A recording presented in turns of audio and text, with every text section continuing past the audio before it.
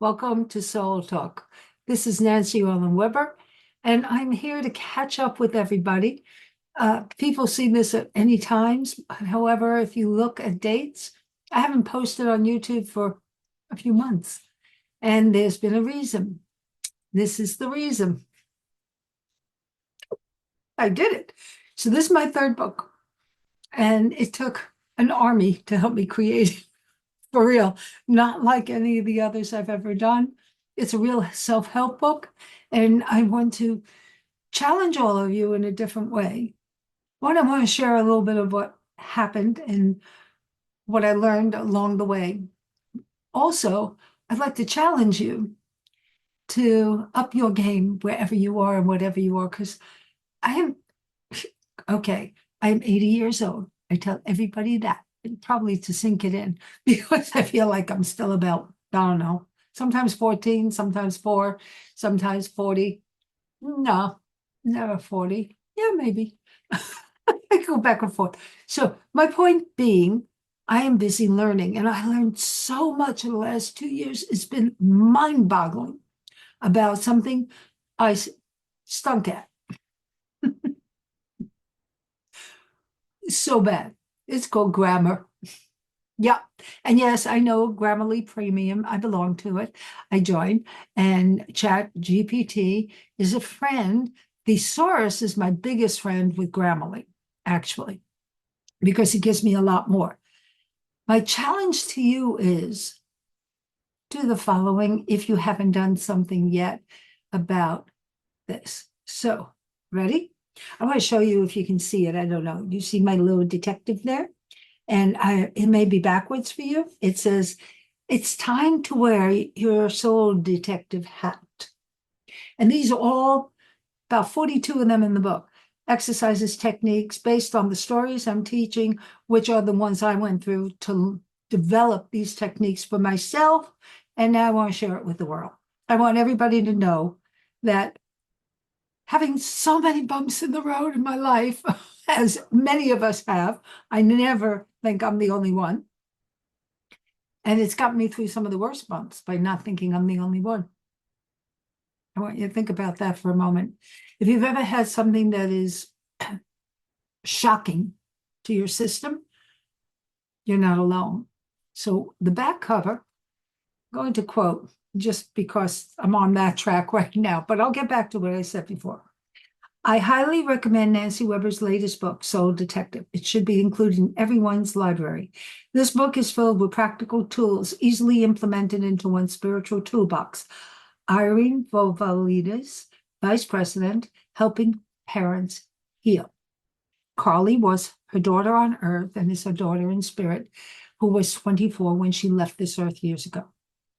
Irene became capable of being a medium with Carly and sometimes with the others.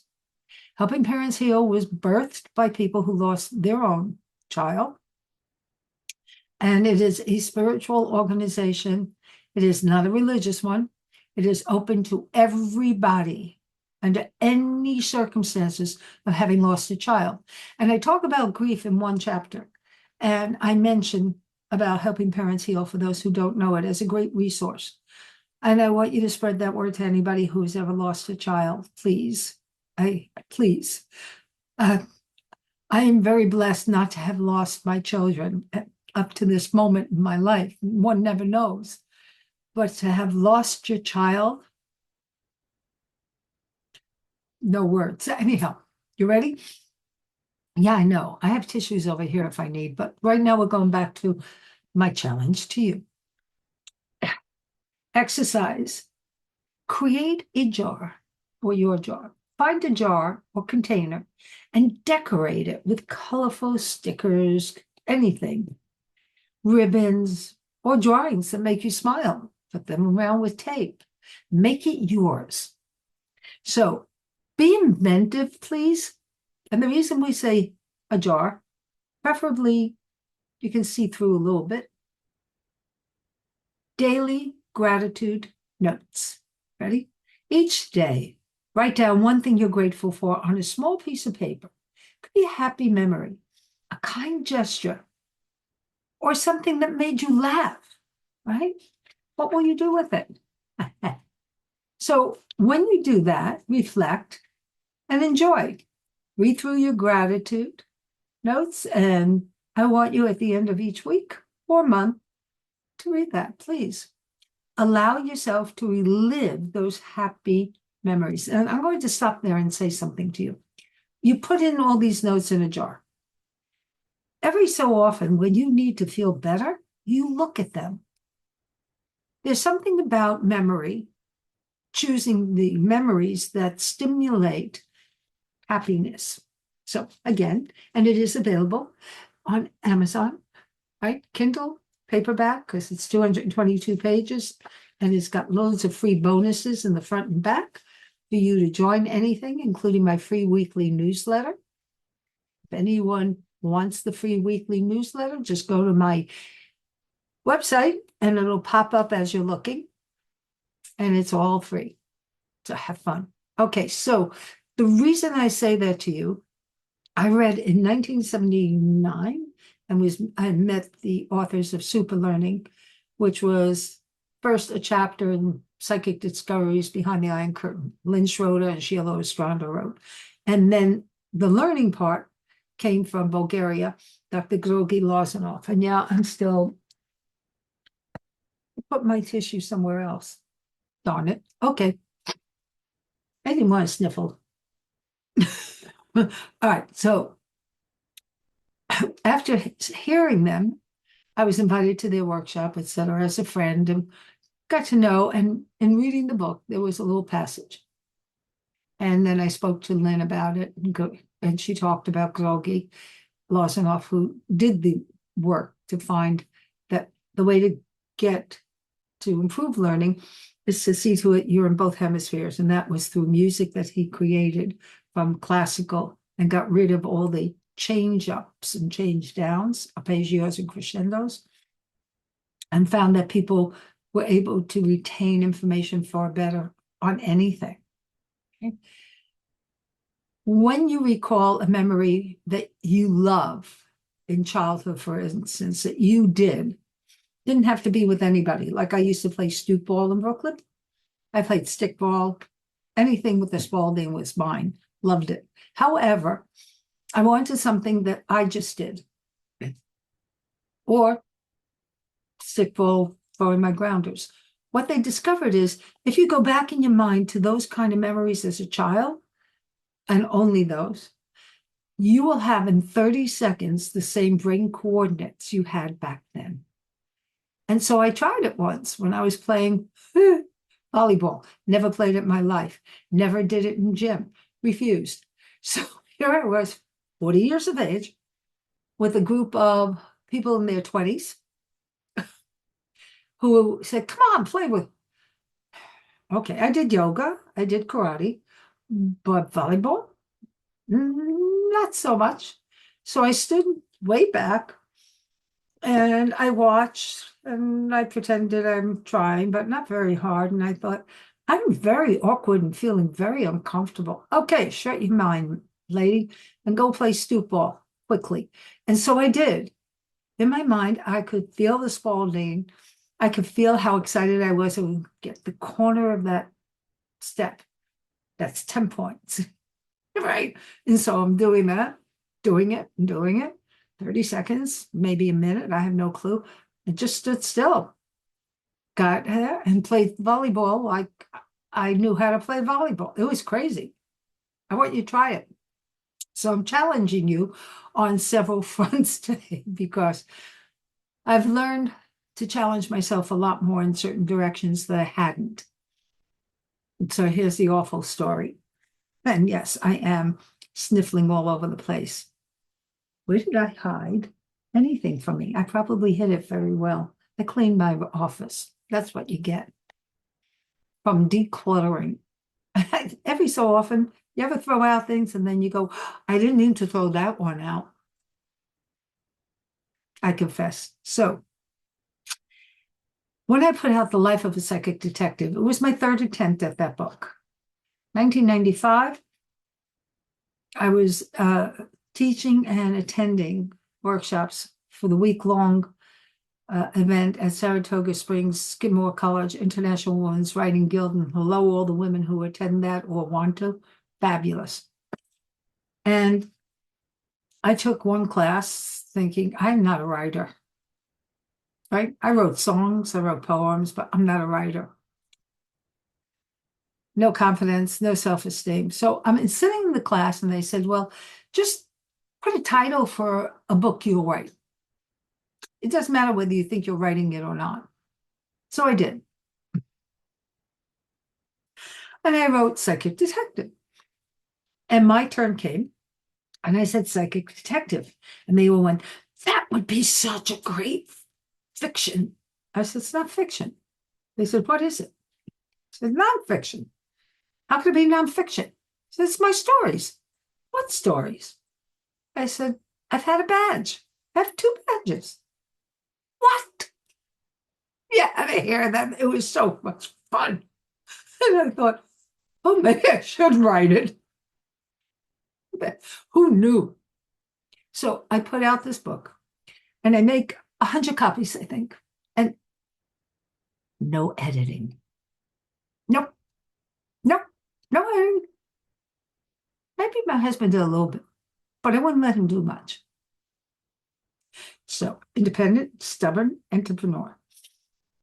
Crazy.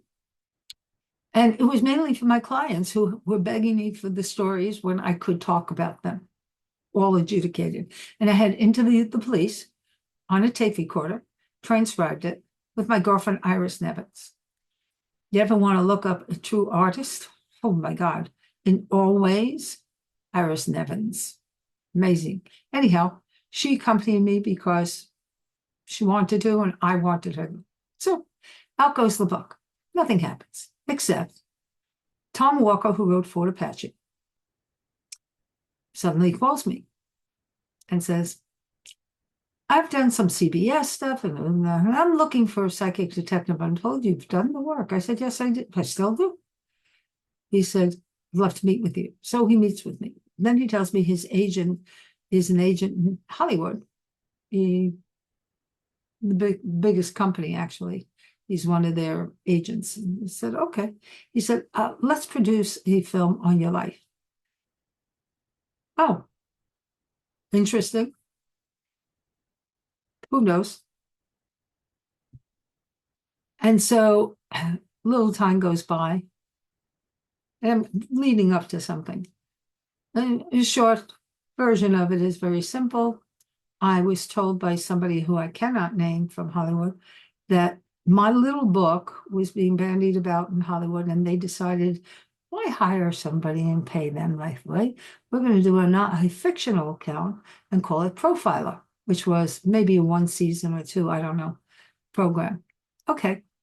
And I was asked if why wouldn't you hire lawyers? I said, I don't have a slush fund. Are you joking? And Tom Walker calls and says, well, we've got an agent for your story. And so anyhow, agent for story, the writer calls me. We have several hour conversation. They tell me the contract's in the mail by Stephen Canal as a company. And then overnight, it was sold and he became some other company, Canal Plus or so. And all contracts that were pending were off the table. Tom calls me very upset. And I go, Tom, stop it. He goes, aren't you upset? I said, no. He said, why not? I said, the rhythm of the universe. The universe will not allow us to do anything that's out of rhythm of the highest good if we believe in that. I said, so it's not my time and it may never be, and I'm fine with that. This is, my work is not film. My work is my work. So whatever happens, happens. Everything else is like a bonus. Doesn't matter. Okay. So that goes. And then I decide later on, that was a terrible job I did on that book. So I'm going to try it again. And so I did. And it's a little better, but even the cover, I have to do it. I can't. I was not a graphic designer, to put it mildly. Right? But I also wasn't an editor. And I never liked grammar. put those together in that package, right? So out comes the second version. 2002, something, I don't know.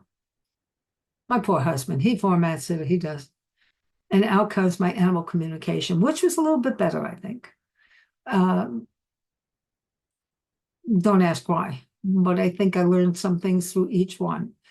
But we didn't have online resources, and independent publishers or self-published books were frowned upon by all the bookstores. They didn't like you. You could have a signing, that's nice, but we'll return any book that wasn't sold, then you better pay us. Something like that. It depends on where, right? You really had to work it, and very few people who were self-published got anywhere. Some did, and they had lots of energy for it. I didn't. I was busy doing everything that I loved doing. So it was like a sidebar, small. Pandemic occurs, flash forward. I had no intention of doing any more of it. I had COVID, January 2020. 2 months before it was announced. I knew instantly when my husband asked me what's wrong, and I said, I've got something that is replicating faster and mutating faster than anything I have ever known, and I don't have antibodies for it. Whatever the hell it is scary and dangerous. He said, will it be something that spread? Oh, yeah, and it will spread everywhere. So when they announced COVID, I knew I had it, don't bother me. And I stayed pretty much in bed for months. But self-treatment, I'm familiar with a lot of things I need to do as a background, a nurse who was taught holistic terms and understanding in 1961 by my first nursing teacher. Right. So here I was. By 2022, I was kind of like, okay, what do I do now? I've done a lot of pen and ink drawings that I loved. I had my husband scan them all in so I could paint on programs. I was afraid of canvas, but I figured I could always change it online, so that's easy. And I did. And I had fun. And then I thought, well, what else can I do? You know, you're like the little teenager going, I can't go out. I can't go see my friends. I want to do something here. So what did I do? I decided to write a new book, animal communication book, about 2021, I think.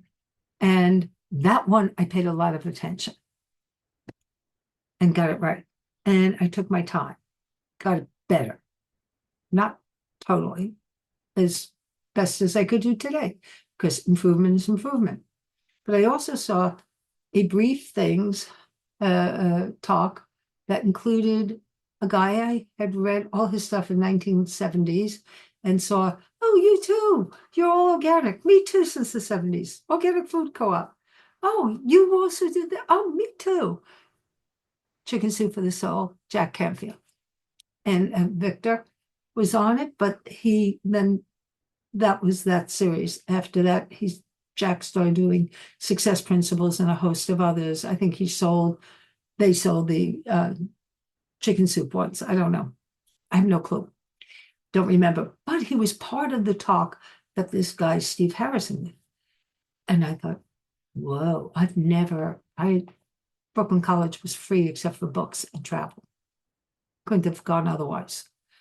I never had money for real courses other than when I paid for one class for $300 for 3 days training with Gary Young in Young Living in Secaucus, New Jersey, which was mind-boggling, open door. That whole story is different, but mind-boggling. And after that, I would pay anything to attend anything to learn more about that. All of a sudden, the floodgate opened, which gave me the ability then to decide, wait a minute, because I have had an exceptional nursing instructors back in Brooklyn College, exceptional, who taught me drugs and surgery come last. And I've had surgery, and it was last after everything else. Very little drugs, because I'm super sensitive to this, all that. Anyhow, I decide, Steve, very spiritually based. It's not cheap. But then again, what's money for if you're turning, like 78 at the time, and I don't know how much time I have left. So why not use some of it to learn? It's good for the brain, right? So I'm here to tell you, as a result, Steve, I signed up for one class that would be a year, almost every single Monday, training by a phenomenal coach, Christina Smith. Phenomenal. Has 13 books on Sudoku. I think that's how you say it. See, I don't even know. Man, did I learn.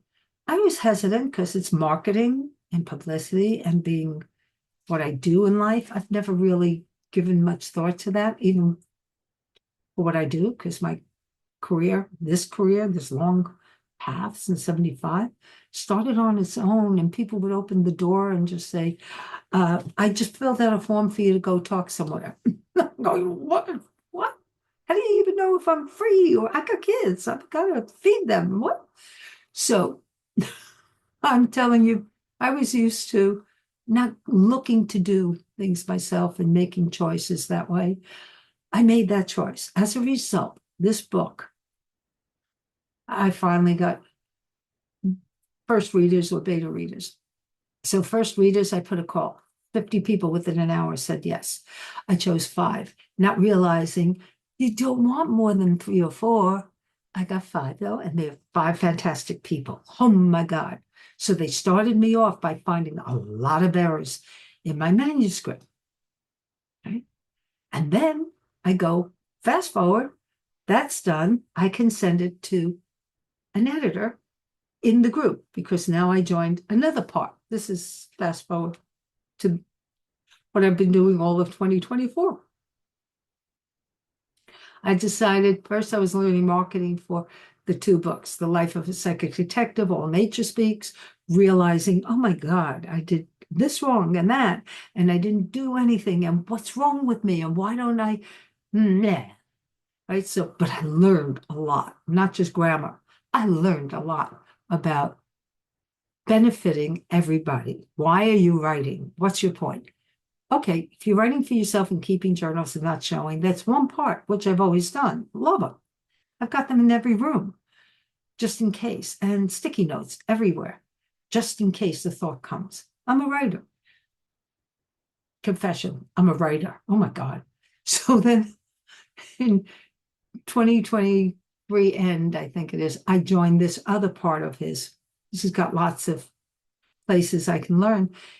I've had an editor, a copy editor, a proof editor, going over and over and over everything and responding to me all the time and letting me ask questions. And we go back and forth.